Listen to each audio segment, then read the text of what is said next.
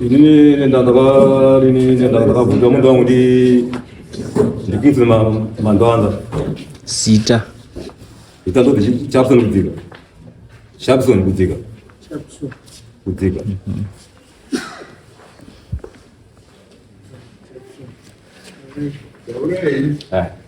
ndakabvunza mundu wangu ndikinzi mandoanza mazondo mairi afura mundu uyu takapuwa ndisabhuku mabhuruza 1980 vandaurima for 45 years pasina kana dambudziko pasina kana kumbukakadzana saka chakazondishamisa vange manje urapera muna machi wakinsi mandoanza wakauya bona nduchira rodi nechi nemwana wangu kazi uzere kuti iwe munda uyu uri moyo wako munda wale wale baba wangu basa waenda kuda ngeke makore isa for years from 1980 to until yo izo vipi uti munda wakuda wewe sasa makore isa bongo fungi induru amade vada ndutoda wakauya aineni wake uri bana uri wari tu enzu mandoanza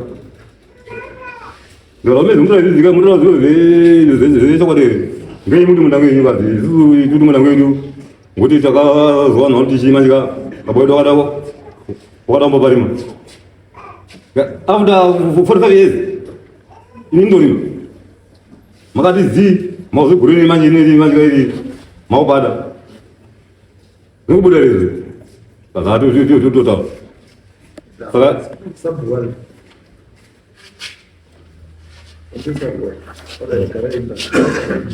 uya shatwa mndajani uy kasma kereta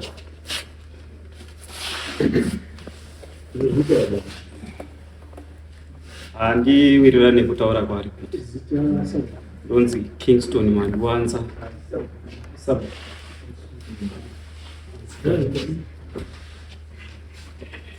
Kansas Mazuruni baba sakudzika wari kunyepa nekuda kwekuti munda vari kutaura nezvawo ndakazvarwa ungoripo. Baba wangu ndiye anga akaganurana munda iwoyo nasamarondera kwete naana sakudzika.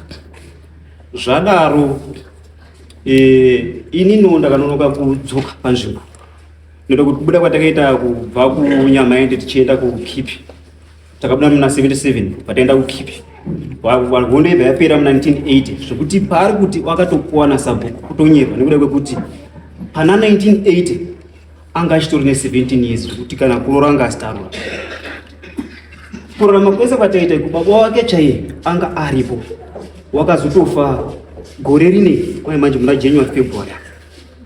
Nyaya yemunda iyi yakanga yapo mushure mekunga sakudzika wakunetsana namukoma wandakazonza kuti kudari kuno nenhau dzeminda, asi chawaizoita kuti wazosvike panguva yekuzonetsana namukoma yakanga iri nhau yekuti wasakudzika wakasungiswa namukoma, mukoma ari muneighborhood achibva amhangara nenhau yekuti airima mbanje aibva aenda kujeri.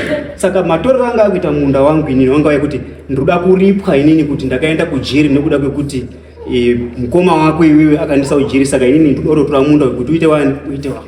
Ndakati aiwa zviiti sokuda ndoda kwekuti munda uyu wagara hausiri wababa wamukoma asi munda wagara ngewa baba wangu inini. Uyezve baba wake nababa wangu wakandokura zvewari wese kunyangwe musi wauya dare rekwamutasa kuno richiuya kunyaya uko sabhuku ini ndayo nyaya namukoma wangu inini. Sabhuku uyu akatiza ndamunzwa kuti dare rekwamambo mutasa riri kuuya uyai tiite sei munofanira kunga muripo. Akatiza munda wangu wacho wandaiklema nezvawo ndiwoyo wakauya ukaonekwa nedare rekwamambo mutasa ndichinongedzera nenzvimbo yacho iyoyo. Saka zvadaro zvigore rapera ndipo ndakazomuti imimi zvamakurima munda zvauya sei kuti murime munda wangu matochera makomba. Kana mati imi munda ndewenyu chidaidzai baba wenyu nababa munini wenyu nasekuru wenyu wekwamubare nambuya mubare ndisingadaidzi hama dzekwamandwanzangu.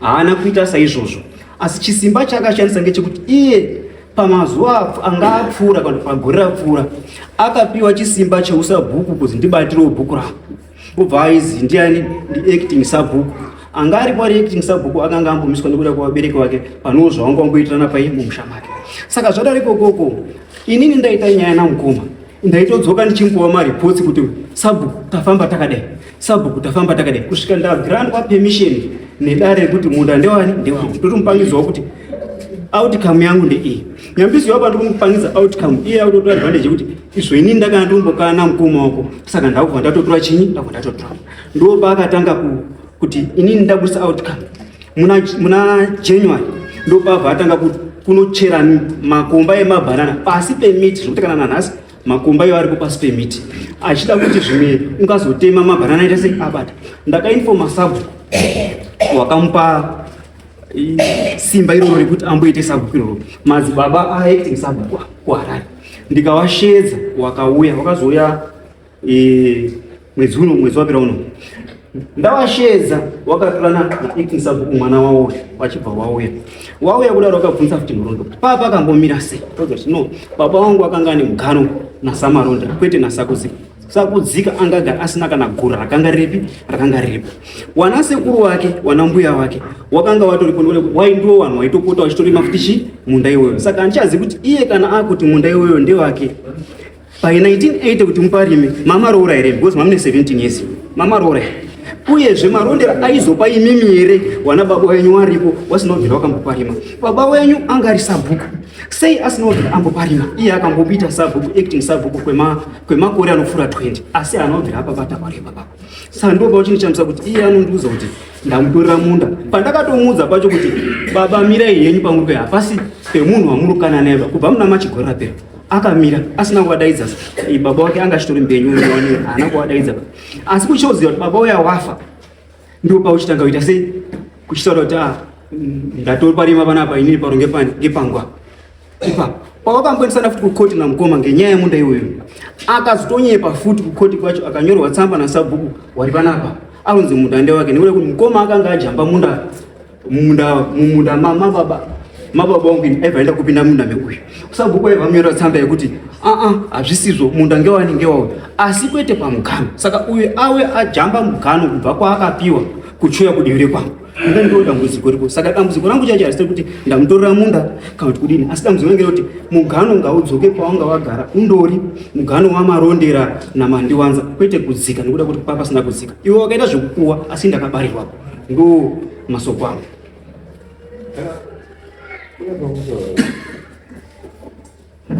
matiwo wakapiwa inini ndakapiwa wezi ndipo akapiwa nani namarondera kwete nasabhuku namarondera rini hatisizowa takapuwa rinoti haana kutombosiyirana samarondo acho kuti wakamupa munda mutaura mizika imani makabarwa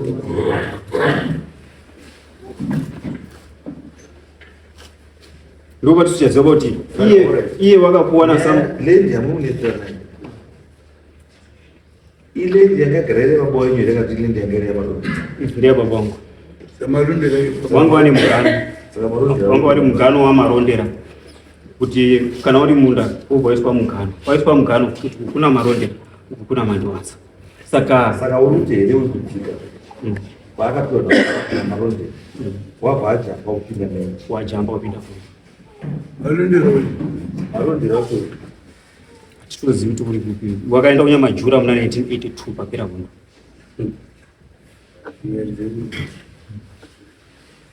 uyu akapiwa nani sabhuku akambandia ndo zvikunesa kuti sabhuku akamupa wacho ndopi iwora saka iwe uzvakaona apo wakati wakutua ndia ndakatopira dare kuna apo masabhuku akauya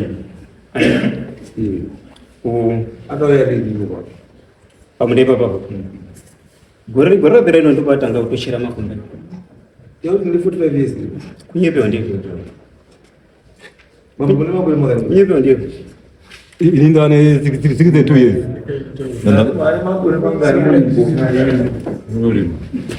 iwe zikira ari 46 muripo ndipo ivi makore kuzvarwa mune makani ndine 62 minus 46.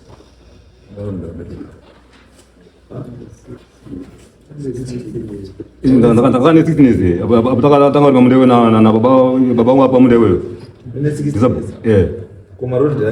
maronda anga wakati pakapera hondo anozoka vakubikwa maenda vakavaenda kubika kunyamajuda ndio wakati vazopurwa risapo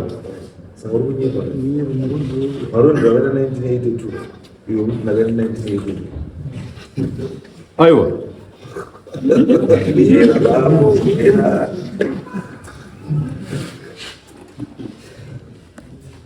What 46 years?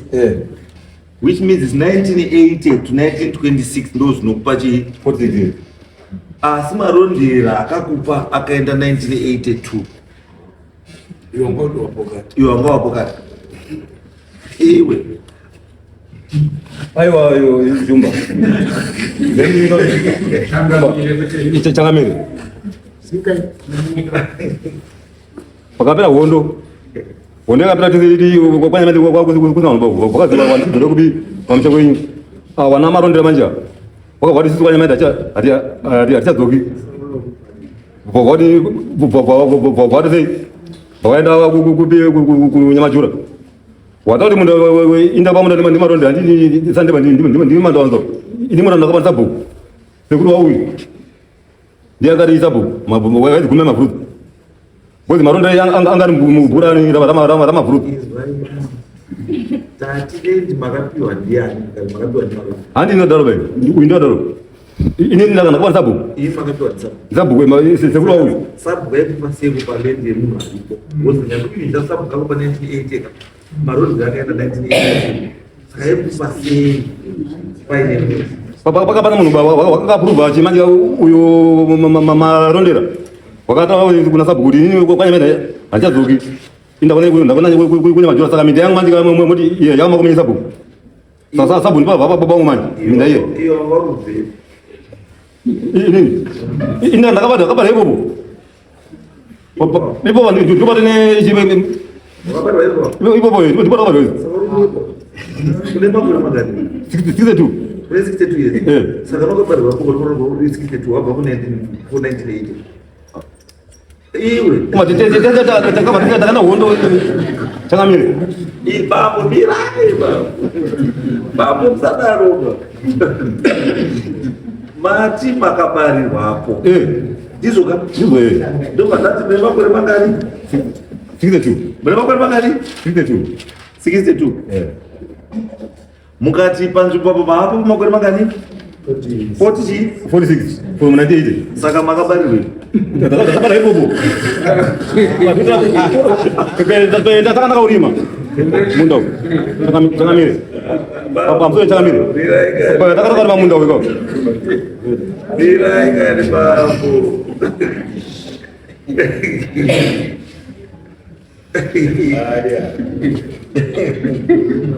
bambo mazwa mubvudzi wangu maenda kuzaira mubvudzi wangu ndikute kuti marondera akaenda rini kuminda murefu marondera wakasara mukibi 1980 saka asara mukibi 1980 akasara mukibi imi makazvarirwepi ndakazara kwanya maindi pachi kupa makuti makazopa makazvarirwepi pano panzvimbo iyo turi maiyo ndipo tinogara tosandikubvunza akuna zvitorebao muri kuona zvekuisa doni bambo zvandikuedza kuti ramuzoona here ndabvunza bambo mune makore mangani kuti panzvimbo mune 46 years turi mamunda iwoka mune 46 years gore rinenge chi 46 ndizvoka mune 46 years muri panzvimbo marondera haana kudzoka kubva kukipi 1980 so it means we cannot talk of any period before 1980 because zvinhu zvatiri kutarisa pazvese zvakaitwa after ipost 1980 andizvo imi mati marondera 1980 ndio pakaenda kuti kuminda mrefu andika ndio matopiwa mimunda na sabhuku 1980 anditi mapiwa mimi 1980 anditi mubva mabariwa ipapo ndakanda bwakare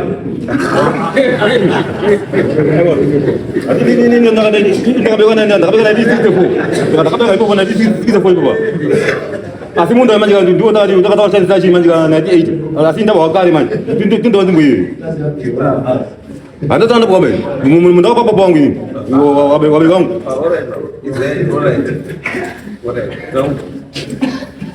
mundu zanye chipairemba ndekuti muridzi wemunda wamakazopiwa akasarenda munda 1980, which means hatisi kutaura nezvenyu before 1980, tiri kutaura nezvenyu after 1980 because munda wakasarendwa 1980 kusvika pana 1980 munda wanga ine muridzi marondera 1980 marondera wabva ndaona minda kupi kunyamajura handichadzoki sabhuku ndobva achipa baba wenyu sekutaura kwenyu ndizoka ndizo here ndizoka ndobva tachibvunza imimi makatanga kushandisa munda urini ndakatawashandisa 1980 wangari munda wabereki saka indashanda nawabereki ndakurwa beni ndashanda nawabereki pamuda iweyo maigare 1980 maigare ipi ipopo kwane mende akusikwenya mende matiri ikwenya mende aiwa izwaipa ndati 1980 pana monde marondera andizvo usatizwa ndizwa saka imi muri papi apa kana marondera aripo 1980 mamuri papi imi mamuri papi iye marondera uripo apa tiripopa but asi mindati yakatichimanjika wanhu wakabuda mukibiri 1980 wewe ndakapita naizivina 1980 wakazwa ndichidzika kumatire kwenyu saka 1980 imi mamuri mukibiri tese tese vanhu vese kwenye maendo ese saka mamusipo pakuti ndabva here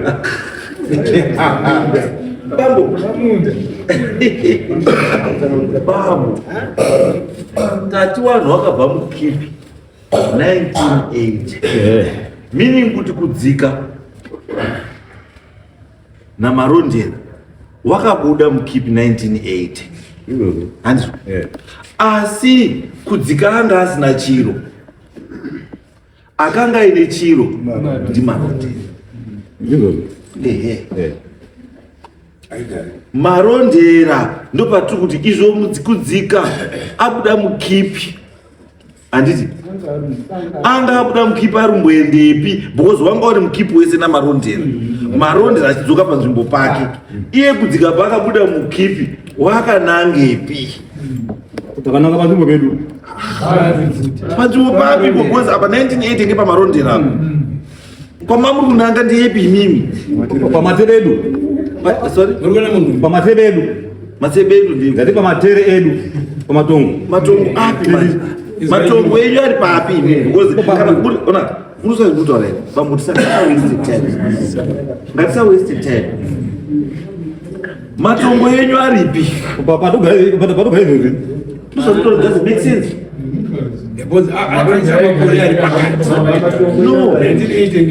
izwai bambuka hakuzotiba ndo panobatwa utsotsi hwacho ndo pane umbavha wacho uda kucreata kasituation ngekungoti paite zvisingaiti bambo mapiwa panzvimbo apa ndepamarondera up to 1980 then uya ruclaima kuti matongo awo alipo papo pamalondera pawapiwa nemarondera 1980 saka matongo acho ari papi amarondera matongo atotova nezvawapa ndeyamarondera akatongo ba munda chakamira pasure chakamira uyu munda maronda waigagara kubi about 3 to 4 kilometers waidzika kuti korima papatsamusa pakemba mani yakaliminda izwa bama zvanotwa whether idongo remba kana kuti munda tiri kuti dongo remba nemunda ndezvamarondera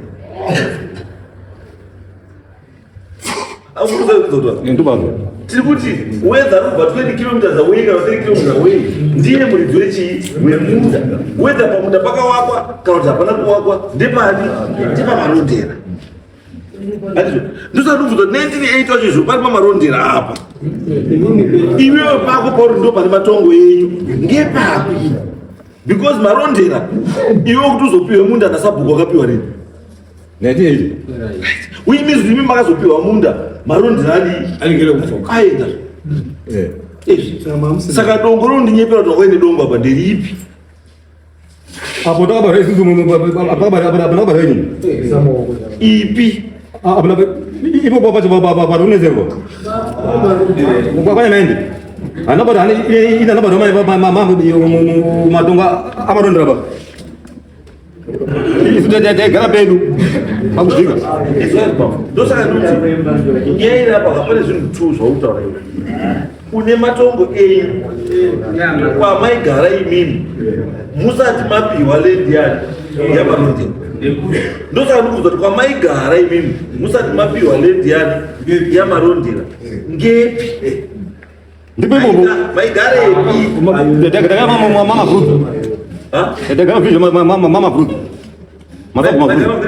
mama fruit sabwa fruit Vomutsa maigara ndinodagara ndokwenyu ndio atipa kuti mundawe mafuta wachi ezabu batikauzerutoa ndikuti munda mazoba atiri kuramba kuti maigara mumamafuta asi ndiri kuti munda wamarondera makazopiwa muchibva kwenyu kwamaigara marondera aenda amuna kupiwa munda pamarondera achiripo marondera asina kuenda mudai mungori kwenyu kwamamu ndopandobvunza kuti kwamamu mumbori ngepi mamuripi tangapiwe muvhiriji yamaguruza kwanya maenda kusiri pamunda wangu ndipotora ipopa pakuti pamarondera pa izvozvi panzvimbo ipapo paripo here paripo kunani ndiripo ini kumaokoko nini ndiripo ini ndori matongo ndori kwamarondera futi munamana ndikufuriko takatoganawo nawo minda yawo kurinda minda yawo sikune makudo nyaya yakosha mwandeye kuti yo makangoziva kuti marondera aya saka depende kuti mamuri next door mamangofunga kuti ngatibatsiro nemunda wake wamarondera uripo wamusina kupiwa zviri official makazvipa munda wamusina kupiwa pamusoro chakamiri makabatanidza pamusoro chakamiri handabata vatsabwa ngaripo wakatochaika ngekuchembera saka manjika inimbuza unopa kuti pamakore 45 years aya takashandisa munda wakandonyarara munhu anokwanisa kuenda kudhorobha baba vandomana awakatama mira vanhu vanokwanisa kuenda kudhorobha ku100 years wodzoka wosvika wotaura nenyaya yechi yemunda wake because haana kupamura ngepake zvekuti wakarimapo 45 years hazvikupi ownership uri kurima pamunda for 45 years asi hapasi pako muridzi wemunda wadzoka kumunda wake saka usati taure nyaya time panyaya iyi haina kana basa zvekuti wakarima 100 years wakarima asi hapasi pako murume akaenda joni for 6 years iwo usara udana nemukadzi wake zvakureva here kuti nenyaya yekuti wadana naye for 6 years wamukadzi wako haikona saka murume wacho akadzoka kutaura kuti hasi mukadzi wako kuti adana naye for 6 years inenge mhosa iyoyo ndio mhosa yautori nayo kuti wakuklema chinhu chisiri chako pamusoro chakamire pakutata munda wemanje kauyu ndiani manje munda wavagana nani nana mandawanza mira pane munyaya ndambozwa mungata zvekuizi mira pane munyaya ndambozwa iwewe wakambosunguka nenyaya yembanje ndakambosungwa makore mangani 2 years saka ini mai uri mjeri ndiani uri mukadzi wangu newana ndio iwe uri mjeri okay bodi munda tata kagara tiri makore awanda ndiri ndakapinda 2 level uri munja nasali maretangwe asi ndayani mina nguri panapa witness yangu hachadamira zvatakuita panapa because nyaya yenyu pekuti 1 pawakapiwa nasabhuku iyoyo sabhuku akakunyora mbuku baba unde akabuwa ndakabuwa ndati mwana kaini kugana baba izwa zvishoma saka zvautotaura kuti ndipa baba iwe hauna chautoziva ini baba ndakakababa munda uyu ini ndine 16 saka ndati ndichimwapamba baba saka uri maina akaona choiziva wanga uri maina zvasi ndakapata sabhuku baba vazisira munda wakati mundo baba wako ndikakalkuleta wakabarwa lini 1964 1964 izvo zvine makore mangani 62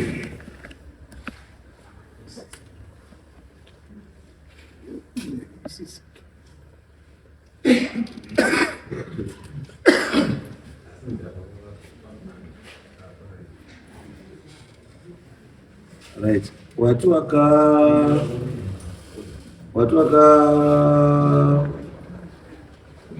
wakagara hapo uine makore mangani ine 16 years 1980 izvo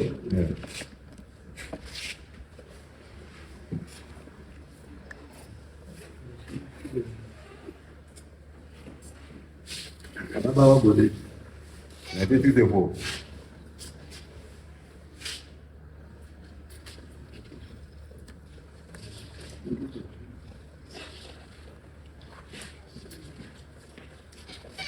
wagona asi manje zvinhu zvangu uri pekuti ini nadoni besting yekuti azi ndandiri mudoko baba vangu ndiyakaita baba wako paakafa akasiyawo chigarapo nani kunduri pakawakwa here kana kuti munda chita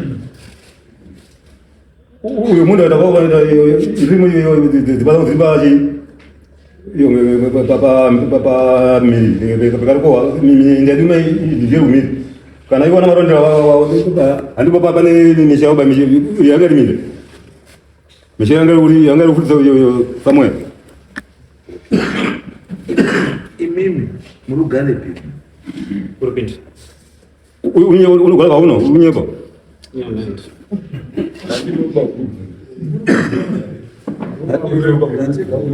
murugare Kurupinda. kurupinda saka uine zvakaruna all this time mamuruti chii Asaka mbori mwa nyepa ngwa kubva nguva yehondo yacho kupedza 1980 apanobvira pamborima akatoparima ndi mbuya Mbare achitokumbira ana baba kuti ndikukumbira kuparima mbuya Mbare ndiye ari pimbuya Mbare avanonga uya vari kukunja ndiye chida vari ndiye akaparima yakwaitwa kuti uyu munhu anobvira muparima nemkweti anobvira muparima nomukorore wavo futi kwambari ndio wakaparimeka uyo anobvira atomboparima pa saka hayo hazina problem akanobvira muparima ndizvo ibongo izvozvi pane chii hapana chituru kwatone sango anga atochera mabhanana pasi pemiti izvozvo zvara pane miti irimo kuda kutotanga kutozvara mabhanana mutoida sto clear munda wacho mabanana atobata repasanzi muDare yake because sabhuku akanga atomuta kuti mira apa asi anga achienderera mberi nekuda kwekuti wanga mira simuka mira ni mapenzi yangu okay mandanga another unya Azia gudi. Ina sana mutala.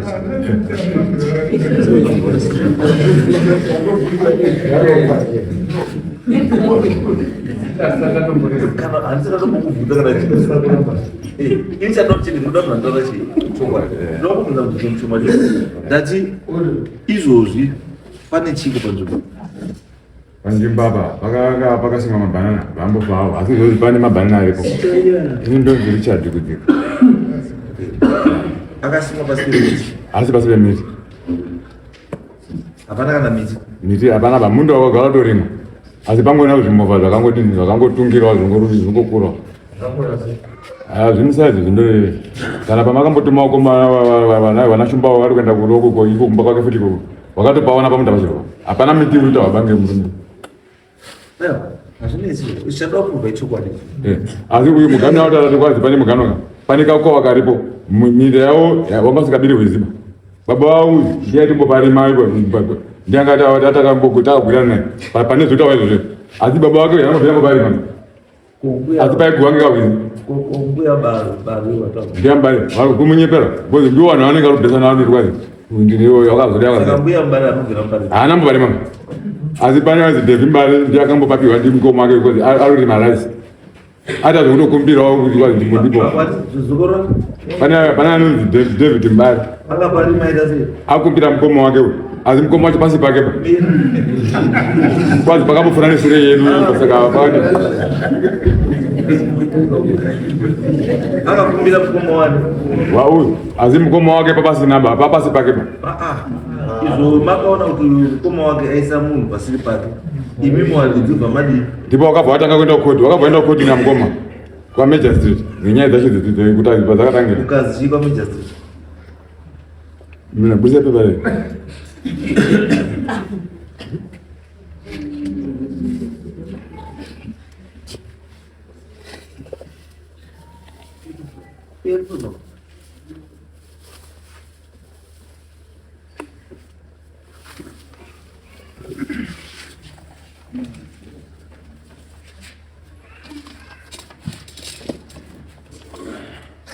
Gift matawanzira to ndimukoma wake ndimukoma wake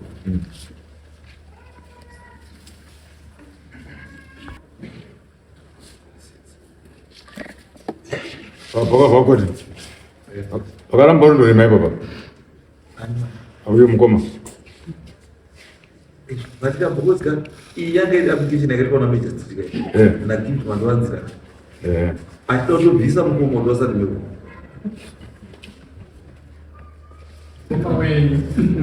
uyu mutasari this is 2021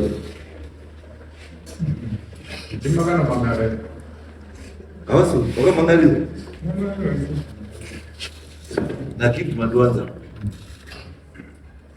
This is an application for eviction that the respondent and all those claiming ownership through it be and is hereby ordered to vacate the applicant's farm situated at Lupinda Secondary School Box 3531 Mafurudza Village, Chief MUTASA, Auna MUTASA. The respondent opposed this application. Wakaopposa Tanzania. Sharpson, Cde Sharpson. But kasha makataurwa naMajor Street akati chia. Major Street akati applicant used the wrong procedure. Major is referred to trial. Makaendera kutrial. hatina kupuwa dhiti retrial Hamuna dhiti chero. hatina dhiti retrial takanomira Sema wapakoti zvopasina dhiti chero pana mawiri. kwete Kuzi nyeye anopera. tese kusati tiwa anopera Anopera. kusaka senyewa vazotora munhu wacho mutikisako iyo nyaya isinopera Aiwa. Ndosatutaura kuchiruti mutorera ndakauya kafunga otomukoa aoita zvaoita isipose nyaya chaina kupera. saka Saka nyaya ina kupera. Ina nyaya. Ndosaka muti afunga zvada kufunga anokuitawo zvavo. Atika mazora. Ingi nakazisa. Ingi nakazisa. Makazisa. Nakazisa. Asimanje kaza. Yeye mashatisa rumchi procedure. Wakashasa rumchi ndi apo yini. Saka ziye kwa mdoto. Ikaendelea utaya. Aina atenda. Saka iwo wakaenda zini. Wakafiswa kwa hizo zizo. Wabana visa bantu. Yesa mbele. Saka ya tende yako kusukizwa. Saka ndamusukizwa. Saka kusukizwa. Nuno.